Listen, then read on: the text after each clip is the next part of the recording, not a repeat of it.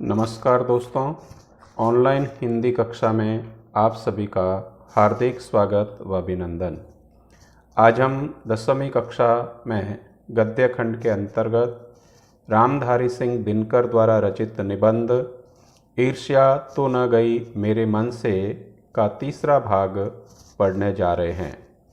इससे पूर्व दूसरे भाग के अंतर्गत हमने पढ़ा था ईर्ष्या क्या है और यह किस प्रकार से किसी के मन में उत्पन्न होती है और वह क्या नुकसान पहुंचाती है, उसके बारे में। ईर्ष्या का अनोखा वरदान बताया था कि वह जिसके मन में उत्पन्न होती है सबसे पहले वह उसी को जलाती है। निंदा को ईर्ष्या की बेटी बताया गया था और निंदा करने वाला व्यक्ति जो होता है वह दूसरों की निंदा करके अपने को आनंद देने की कोशिश करता है। जलाना ईर्ष्या का काम बताया गया था, लेकिन जलता वही है जिसके मन के अंतर्गत सबसे पहले ईर्ष्या उत्पन्न होती है। ईर्ष्या उसी के हृदय को जला करके नष्ट कर देती है और चिंता को चिता के समान बताया गया था। यहाँ तक हमने भाग 2 में अध्ययन किया था। आज हम इससे आगे पढ़ेंगे। तो आइए दोस्तों, चलते हैं ईर्ष्या तू न गई मेरे मन से का तीसरा भाग पढ़ने के लिए। आप कहेंगे कि निंदा के बाण अपने प्रतिद्वंदियों को भेद कर हंसने में एक आनंद है। यानी कि कोई भी व्यक्ति कहता है कि जिस व्यक्ति की निंदा करते हैं और उन निंदा के बाणों से सामने वाले को भेद करके, यानी कि उनके हृदय के अंतर्गत शब्दभेदी बाणों से उनको घायल करके और फिर जब हंसते हैं तो एक अलग प्रकार का आनंद आता है। यानी कि दूसरों को परेशान करके, उनकी निंदा करके, उनकी बुराई करके जो आनंद प्राप्त होता है, जो हंसी मिलती है, वह एक अनोखी हंसी होती है और उस हंसी के साथ बहुत अच्छे से आनंद जुड़ा होता है। और यह आनंद ईर्ष्यालु व्यक्ति का सबसे बड़ा पुरस्कार है। और कहते हैं कि इस प्रकार से जो वह दूसरों को कष्ट पहुंचा करके या उसकी निंदा करके जो आनंद प्राप्त करता है ईर्ष्यालु व्यक्ति के लिए, उसी को सबसे बड़ा पुरस्कार माना गया है। मगर यह हंसी मनुष्य की नहीं है, क्योंकि किसी की निंदा करके अगर आप हंसी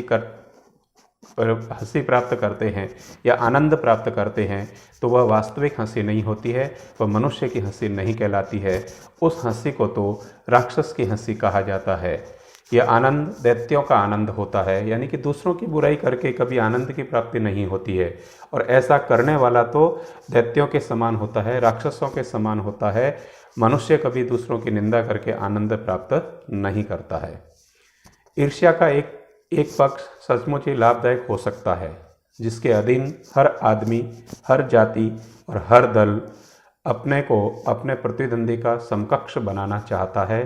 किंतु यह तभी संभव है जबकि ईर्ष्या से जो प्रेरणा आती हो वह रचनात्मक हो।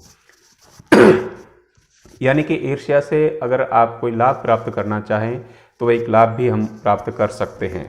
यानी कि हम जिस व्यक्ति से ईर्ष्या करते हैं या जिसके अधीन हम रहते हैं उसके समकक्ष अपने आप को बनाना चाहते हैं तो सबसे पहले हमें भी कुछ न कुछ करना होगा। जो काम जिससे हम ईर्ष्या कर रहे हैं, करने वाले व्यक्ति के काम को अगर देखते हैं और उसके जैसे काम को हम भी करना चाहते हैं तो उस काम को हम स्वयं करना प्रारंभ करेंगे, कुछ नया करना प्रारंभ करेंगे, तब वह हमारे लिए लाभदायक सिद्ध हो सकती है। अन्यथा ईर्ष्या हमारे लिए प्रेरणा नहीं बन सकती। अक्सर तो ऐसा ही होता है कि ईर्ष्यालु व्यक्ति ये महसूस करता है कि कोई चीज़ है जो उसके भीतर नहीं है। यानी कि जिस व्यक्ति से वह ईर्ष्या करता है उसको ऐसा एहसास हो जाता है कि जो उस व्यक्ति के पास है वो मेरे पास नहीं है, मेरे अंदर नहीं है, इसलिए वह उससे ईर्ष्याली प्रवृत्ति अपना लेता है और उससे जलने लग जाता है। कोई वस्तु है जो दूसरों के पास है, किंतु वह यह नहीं समझ पाता कि इस वस्तु को प्राप्त कैसे करना चाहिए और गुस्से में आकर वह अपने किसी पड़ोसी मित्र या समकालीन व्यक्ति को अपने से श्रेष्ठ मानकर उससे जलने लगता है, जबकि ये लोग भी अपने आप से शायद वैसे ही असंतुष्ट हो। यानी कि ईर्ष्या करने वाला व्यक्ति दूसरों के पास जो वस्तुएं हैं उसको देख करके, उनके साधनों को देख करके वह उसको प्राप्त करने की कोशिश करता है, लेकिन वह समझ नहीं पाता है कि यह कैसे प्राप्त किया जा सकता है। और जब उसको ये सब कुछ नहीं मिलता है तो वह अपने पड़ोसी से या अपने सामने वाले व्यक्ति से गुस्सा करने लग जाता है और उसको श्रेष्ठ मान करके खुद मन ही मन जलने लग जाता है और उसको कभी कभी नुकसान भी पहुंचा देता है। लेकिन उनको ये पता नहीं होता है कि जिस व्यक्ति के पास जो चीज़ है और उसके पास नहीं है, लेकिन जिसके पास जो चीज़ है उससे भी वह असंतुष्ट है, वह भी शायद उससे संतुष्ट नहीं है। आपने यही देखा होगा कि शरीफ लोग ये सोचते हुए अपना सिर खुजलाया करते हैं कि फलां आदमी मुझसे क्यों जलता है, लेकिन जो सीधे साधे लोग होते हैं, जो शरीफ लोग होते हैं, वे सिर धुनते रहते हैं, सिर खुजलाते हैं कि यह आदमी मेरे से जल क्यों रहा है। यानी कि उसको खुद को ही पता नहीं चलता है कि यह आदमी मेरे से किस प्रकार की जलन रखता है, क्यों जलता है। मैंने तो उसका कुछ भी नहीं बिगाड़ा था। और अमुक व्यक्ति इस कदर निंदा क्यों लगा हुआ है, निंदा में क्यों लगा हुआ है। यानी कि शरीफ व्यक्ति कहता है कि इस व्यक्ति का मैंने कभी कुछ बुरा नहीं किया, इसके साथ कभी मैंने गलत व्यवहार नहीं किया, इसका मैंने कुछ कार्य नहीं बिगाड़ा, फिर भी यह व्यक्ति इस प्रकार से मेरे से जलता क्यों है और क्यों यह निंदा में हर समय लगा रहता है।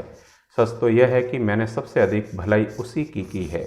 यानी कि इस बात से ये स्पष्ट होता है कि जिस व्यक्ति की हम सबसे अधिक भलाई करते हैं वही व्यक्ति हमारी सबसे ज़्यादा निंदा करता है। यह सोचते हैं मैं तो पाक साफ हूँ, मुझ में किसी व्यक्ति के लिए दुर्भावना नहीं, बल्कि अपने दुश्मनों की भी भलाई ही सोचा करता हूँ। फिर ये लोग मेरे पीछे क्यों पड़े हुए हैं, मुझ में कौन सा ये ऐब है जिसे दूर करके मैं इन दोस्तों को चुप कर सकता हूँ। लेकिन वो कहता है कि मेरे मन के अंतर्गत तो किसी भी प्रकार की किसी के प्रति कोई दुर्भावना नहीं है, मैं मन से बिल्कुल साफ हूँ, पवित्र हूँ, निर्मल हूँ और हर समय मैं दूसरों की भलाई करता रहता हूँ, यहाँ तक कि मैं तो दुश्मनों की भी भलाई करने के लिए तैयार रहता हूँ। फिर भी ये लोग मेरे पीछे क्यों पड़े हुए हैं, ऐसी कौन सी बात मेरे अंदर है जिसके कारण ये लोग मेरे से जलते रहते हैं और मैं इन सब दोस्तों को चुप कैसे कर सकता हूँ, मैं स्वयं भी नहीं समझ पा रहा हूँ। इस संबंध में ईश्वर चंद्र विद्यासागर जब अपने जीवन के महत्वपूर्ण वर्षों को जब गुजारते हैं तो उनको कुछ अनुभव होते हैं, तजुर्बे किस्से के साथ वो कुछ सीखते हैं। तब वो कहते हैं, तजुर्बे से होकर गुजरे तब उन्होंने एक सूत्र कहा, तुम्हारी निंदा वही करेगा जिसकी तुमने भलाई की है। यानी कि अपने लंबे जीवन के अनुभव के कारण उस तजुर्बे से उन्होंने महसूस किया, अनुभव किया कि वही व्यक्ति हमारी सबसे ज़्यादा निंदा करता है जिसकी हम सबसे ज़्यादा भलाई करते हैं, उसको आगे बढ़ाने की कोशिश करते हैं। और निश्चय जब इस कूचे से होकर निकला, यानी कि निश्चय ने भी जब इस प्रकार के जीवन के पड़ावों से निकले तब उन्होंने भी कुछ महसूस किया। तब उसने जोरों का एक ठहाका लगाया और कहा कि यार ये तो बाजार की मक्खियाँ हैं जो अकारण हमारे चारों ओर भिन भिनाया करती है। यानी कि बुराई करने वाले और निंदा करने वाले लोगों को बाजार की मक्खियों की उपमा देते हुए कहा कि ये तो अनावश्यक और अकारण ही हमारे चारों ओर भिन भिनाती रहती है। यानी कि इनका काम ही यही है, हर समय हर किसी व्यक्ति की निंदा करना। ये सामने प्रशंसा और पीठ पीछे निंदा क्या करते हैं। यानी कि इस प्रकार के लोग जो होते हैं सम्मुख जब बैठेंगे तब तो उसकी प्रशंसा करेंगे, लेकिन जैसे ही वह व्यक्ति वहाँ से उठ करके चला जाता है तब उसकी निंदा करना प्रारंभ कर देते हैं। हम इनके दिमाग में बैठे हुए हैं, ये मक्खियाँ हमें भूल नहीं सकती। यानी कि निंदा करने वाले लोगों को मक्खियों की उपमा देते हुए कहता है कि हम इनके दिल और दिमाग के अंदर इस प्रकार से छा गए हैं कि ये हमें अपने दिमाग से निकाल नहीं सकते हैं, भूल नहीं सकते हैं। चूँकि ये हमारे बारे में सोचा करती है, इसलिए ये हमसे डरती है और हम पर शंका भी करती है। हर समय सोते उठते बैठते खाते पीते समय ये हमारे बारे में ही सोचते रहते हैं, क्योंकि हमारे कार्यों से या हमारे व्यवहार से या हमारे पास जो कुछ भी साधन है उनसे इन दिमाग के अंतर्गत इस प्रकार की एक भय की स्थिति बैठ गई है, जिस कारण वो अपने आप को अपने से अलग नहीं कर पाते हैं, उससे निकाल नहीं पाते हैं। इसलिए जैसे ही मौका मिलता है ये निंदा करना प्रारंभ कर देते हैं। इनको डर सताता रहता है, इनके मन के अंतर्गत एक शंका उत्पन्न हो गई है और उसी के कारण ये हम सबकी निंदा करते हैं। ये मक्खियाँ हमें सजा देती है हमारे गुणों के लिए। ये ऐब को तो माफ़ कर देगी, क्योंकि बड़ों के ऐब को माफ़ करने में भी शान है। जिस शान का स्वाद लेने के लिए ये मक्खियाँ तरस रही है, जिनका चरित्र उन्नत है, जिनका हृदय निर्मल और विशाल है, वे कहते हैं इन बेचारों की बातों से क्या चिढ़ना, ये तो खुद ही छोटे हैं। यानी कि निंदा करने वाले व्यक्ति को छोटा कहा गया है, इसलिए वो जो कुछ भी बात कहते हैं उन बातों का बुरा नहीं मानना, ऐसा महापुरुषों ने कहा है। जिनका दिल छोटा है और दृष्टि संकीर्ण है, वे मानते हैं कि जितनी भी बड़ी हस्तियां हैं उनकी निंदा ठीक है। यानी कि जिनका दिल छोटा है और संकीर्ण दृष्टि रखते हैं, मन के अंतर्गत संकीर्ण भावना उनके घर कर जाती है, तब उनको लगता है कि इन बड़े लोगों की निंदा करना अच्छी बात है, ठीक है।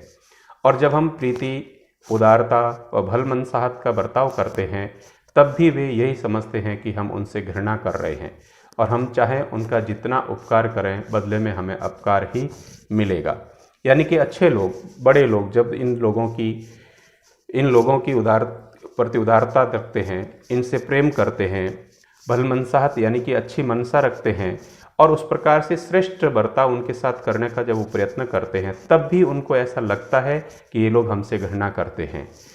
वो उपकार करना चाहते हैं, लेकिन ये उन उपकार को भी अपकार मानते हैं कि ये उपकार के बदले हमें बुरा ही देने वाले हैं, हमारा भला ये नहीं कर सकते। इस प्रकार की भावना उनके मन में शुरू से ही घर कर गई है, इसलिए अच्छा होने पर भी उनको लगता है कि हमारे साथ बुरा ही कर रहे हैं।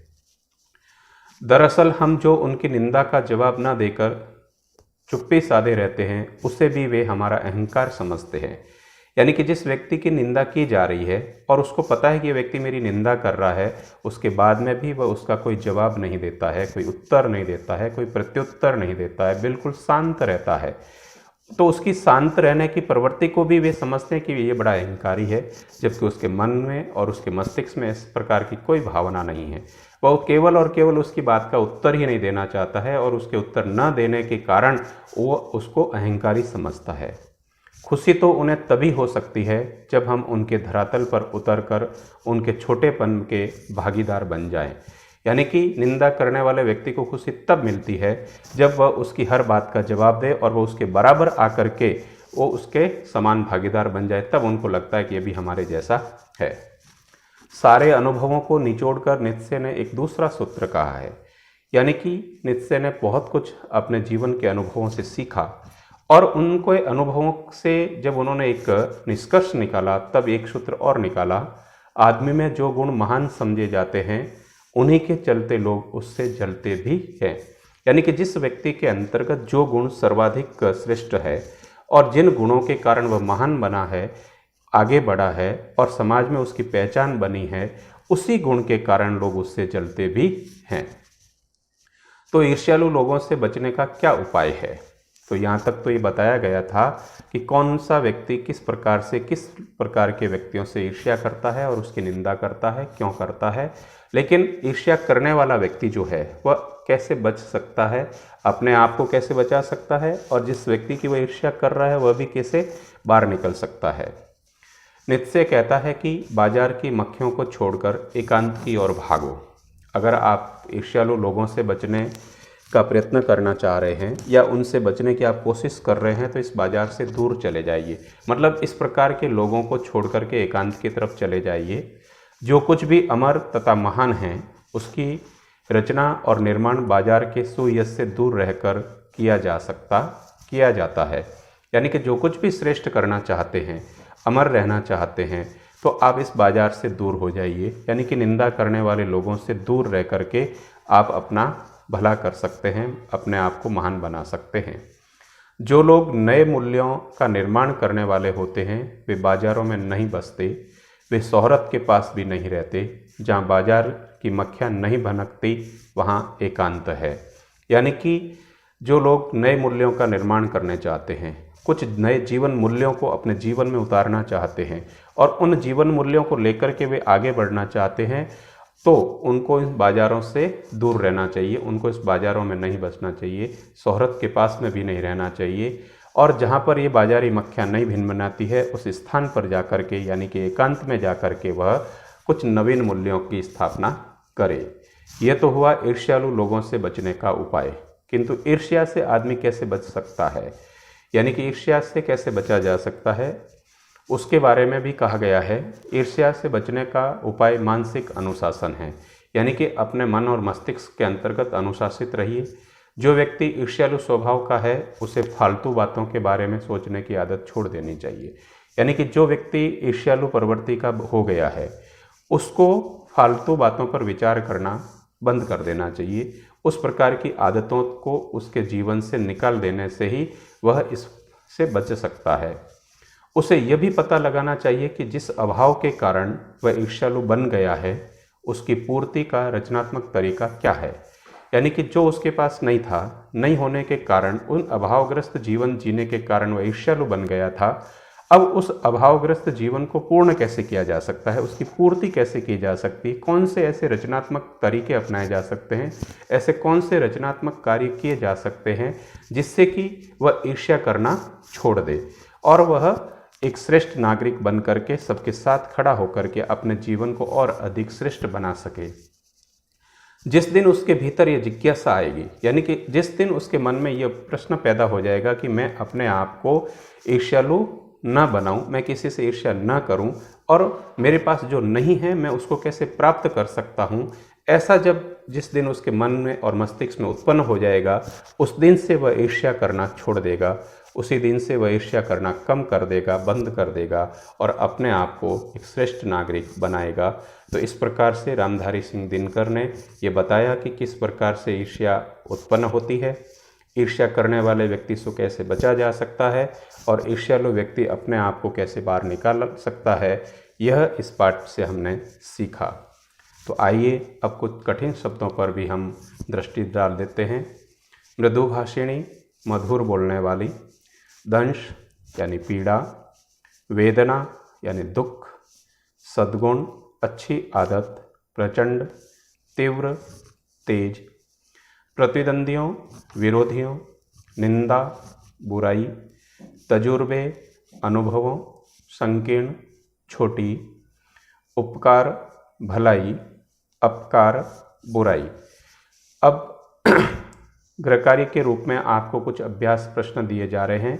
इन अभ्यासार्थ प्रश्नों को आप अपनी उत्तर पुस्तिका के अंतर्गत सुव्यवस्थित और सुंदर लेख में इन सभी प्रश्नों के यथा आवश्यकता उत्तर देंगे और स्मरण करेंगे।